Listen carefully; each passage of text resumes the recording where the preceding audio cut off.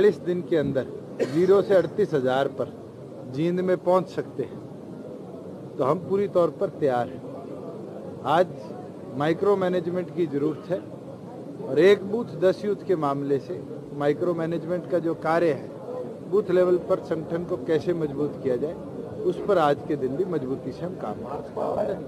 देखिए, आज तो जो हालात प्रदेश के हैं, आपने खुद देखा कि PL आकर कैसे बिल्डरों को फायदा पहुंचाया जा रहा है। लास्ट कैबिनेट मीटिंग में 2 बिल पारित किए गए, आउट ऑफ एजेंडा, दोनों बिल्डरों के लिए थे। उससे पहले मैंने स्वयं मुख्यमंत्री ने किस तरीके से जमीन की आवंटन के अंदर सरकारी जमीन को फ्री ऑफ कॉस्ट एक बिल्डर के फायदे के लिए पहुंचाने का काम किया, उसके दस्तावेज रखे थे।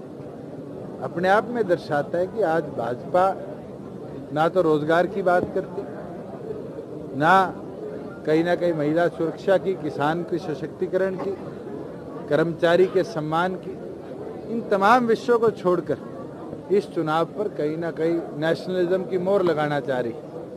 पर देश की जनता जान चुकी, जो लोग नेशनलिज्म की बात कर रहे हैं वो कहीं ना कहीं अपने क्रेडिट के लिए हमारी सेना को कमजोर करेंगे। और भारत के अंदर हरियाणा की धरती वो धरती है जिसमें हर घर से सैनिक जाता है, नहीं तो भारतीय सेना का हर 10वां जवान हमारी धरती से आता है। हमें गर्व है उन माताओं पर, उन बहनों पर जिनका सुहाग, जिनके बेटे आज बॉर्डर की सुरक्षा के लिए खड़े हैं।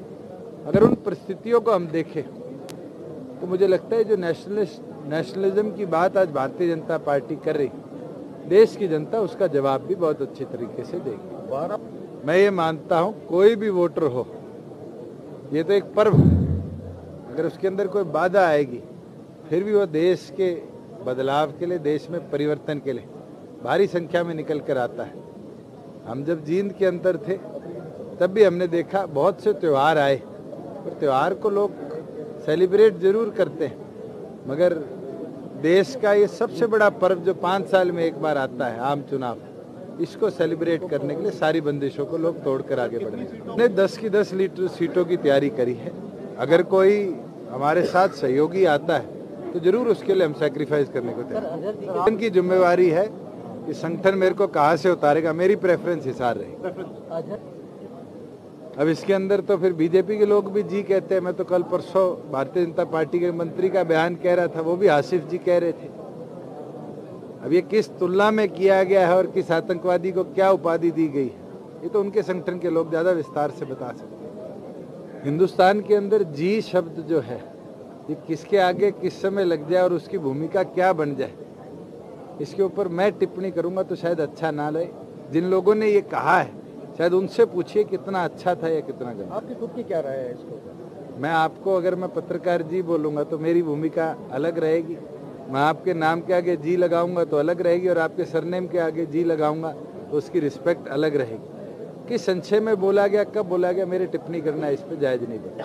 तो पहले दिन स्पष्ट कह दिया, जब राजनीतिक विचारधाराएं अलग हो जाती है तो गठबंधन या किसी प्रकार का साथ आने की कोई चर्चा नहीं।